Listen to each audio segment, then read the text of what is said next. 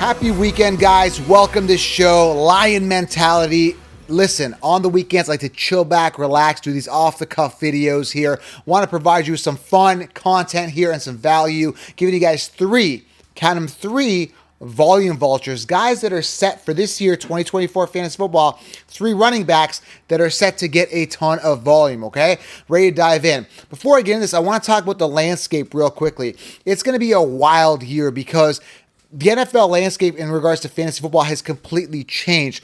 There are so many situations where there's wide receiver committees, running back committees. It's becoming more and more obvious now, and it's standing out where we can't even identify who the wide receiver one is. Example, the Packers. You got Reed, you got Romeo Doubs, you got Watson, you got, the Texans where you got Diggs, you got Nico Collins. You got all these situations where it's like, you don't really want to, and it's hard to differentiate who the wide receiver one is. In a world where volume is going to be uncertain, that's the word I'm trying to find, I'm going to give you guys that certainty here in this video and many other videos. So if you're new to the channel, hit that thumbs up. I know 70% of people that watch these videos comes across your screen haven't subscribed. So hit the subscribe button. This is the only channel telling you actual truth that's going to help you guys win your leagues. So hit subscribe button, turn on that bell, very important, and grab the 16-round draft solution. There's a lot of uncertainty in fantasy football. I'm going to clear that up for you guys in the 16-round draft solution. I've linked it below. Use code SMASH to save and secure a ticket to the Fantasy Sports Summit. It's a virtual conference. We're going to have Kyron Williams, Pat Fryermuth, Trey Benson, and more attending virtually. This is huge, and you're entered for a PS5 giveaway. The summit, the solution, the ultimate fantasy experience. I've linked it below here. Grab the combo, okay, guys? It's going to be absolutely amazing, all right? So let's dive into this here. Let's dive into 3 vultures in regards to volume that I absolutely love at the running back position here. The first one is absolutely amazing this year. People are sleeping on him because he's not really a big name, but the guy I'm talking about is Zamir White. Josh Jacobs is gone, guys. And he came out of this NFL draft pretty much untouched, which shows me, guys, there was a first clue last year was his increase of volume near the end of the season. He was a workhorse, Zamir White was, okay? And then we see in the draft, they didn't acquire anybody else. And you got other teams where they're acquiring so much more talent around them, okay? So you got a guy here, Zamir White, who's absolutely primed to be the workhorse this year. And he's volume RB23. I'm seeing him come off drafts. It depends, right, on the draft, how many people are in the league, but typically rounds 5 to 7, give or take. Could be later, could be earlier. His ADP should rise as we hear news in the offseason. But understand, guys, 233 targets have been cleared up with Josh Jacobs being gone. They got rid of Jacobs comfortably, and now they really believe in Zamir White. He's really going to be the man there. Literally, there's nobody else there. Love him. He's going to be a volume vulture, okay? And again, in a year where you need running backs with minimal committees, this guy could be it, and he's not coming off in the first 3 rounds. Amazing, amazing value. And in fact, a running back sleeper based on how high he can perform. The talent is there. The opportunity is there. The volume should be there. Love myself some Zamir White. All right, let's keep moving on here. The second running back who's going to be a volume vulture is Jonathan Taylor. Now, there's a lot of uncertainty with him in regards to injuries in the past. His thumb was bothering him last year. Then you got to contend with Anthony Richardson, who is a running back of a quarterback. That's going to be a concern. Okay, but Jonathan Taylor is primed to get a lot of volume. 2 issues with him. Number 1, of course, the injuries. Actually, 3, there's a bunch of issues. He's been paid and incentivized. He's making over $14 million a year, okay? So he's had that mega contract. He's going to be an undrafted free agent in 2027. So he's going to be a free agent in 2027. He's been paid. He's been incentivized. Does he still have that hunger? That's a big question. And he's got a quarterback that runs a lot. That's another big question. And injuries in the past. But he is primed. I mean, who do they have there? Trey Sermon is like his backup. Are you kidding me right now? He is going to get volume. Last year, 169 attempts. He had Moss Boss come in. He had 4.5 yards per carry when he came in, 183 attempts. 183 attempts went to Zach Moss when, Taylor was banged up. Now Moss is gone. He's shipped off. Taylor is primed for a ton of volume.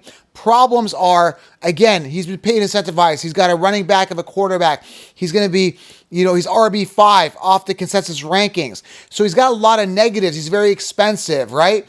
But in regards to volume, and we're just talking about that, and I'm not saying I'm drafting, I'm just telling you he is primed for volume, and I'm looking for those guys that are in minimal committees that have that capability, and Taylor is it, okay? Jonathan Taylor, I'm telling you, is primed for a bounce back year. Am I drafting him? It's kind of like a 50-50 hit or miss with him. I don't know if I trust him based on my, flags that are jumping up. Anthony Richardson, I keep saying it. He's already been paid, incentivized. Does he lack the hunger? The injuries in the past? There's some things that are just like, I have my question marks, right? But when you look at it from a situational point of view, based on scenario and committee lack thereof, he's primed to get a lot of volume. He's going to be a volume vulture. Again, 183 targets freed up with Moss being gone.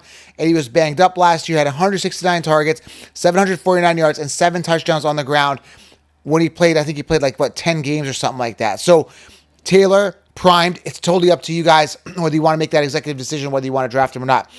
Third guy here, and I want to tell you, you got to draft this guy in the first round, okay?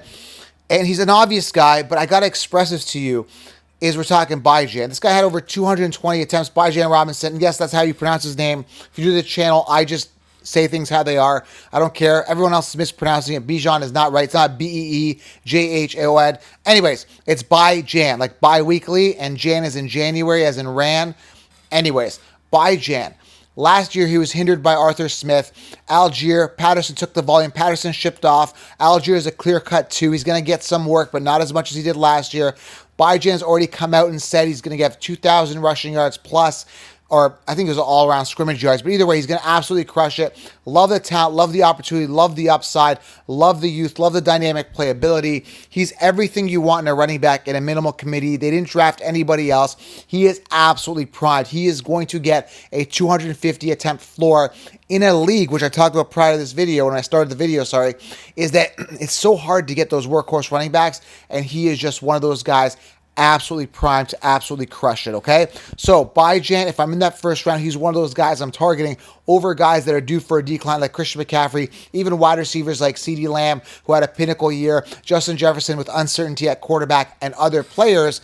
Bijan gives me that certainty and that clarity in round 1 where the talent, youth, opportunity, and volume is going to be there. New coaching staff. He is absolutely primed. And a quarterback who's going to throw the ball downfield, open things up for the running game. A lot of checkdowns as well. Dude, I'm super, super excited for Bijan Robinson this year. And he's probably by far one of, if not the safest pick in round 1. Love, love, love him. And the Sheep didn't like him last year as much. Finished top 9 in PPR. I liked him. Now everybody's riding him, okay? Now, there is way more, but there is more vultures. I explained all of that in the 16-round draft solution, who the optimal players are to draft in each round. So make sure you guys grab the solution, secure it below, use code SMASH to save. It's going to put you light years ahead of the competition. Rankings will not help you guys win, guys. Here, I'm the only one telling you the truth. These guys are just copying, pasting, playing it safe. Safe doesn't win you fantasy football championships. You got to take a risk, and you got to know who to draft, when to draft, and who to omit. Okay, guys, who not to draft. And 16 rounds is the only place to get the truth. Grab it below. Thumbs up, guys. Turn on the bell. Let me know what you guys think. Who's a volume vulture for you guys? Who's going to get a ton of volume this year? Who's primed with a minimal committee? Let me know below. Love to get your feedback. Appreciate you guys. Subscribe. Fantasy football is back. Have a great weekend, guys. I'm out.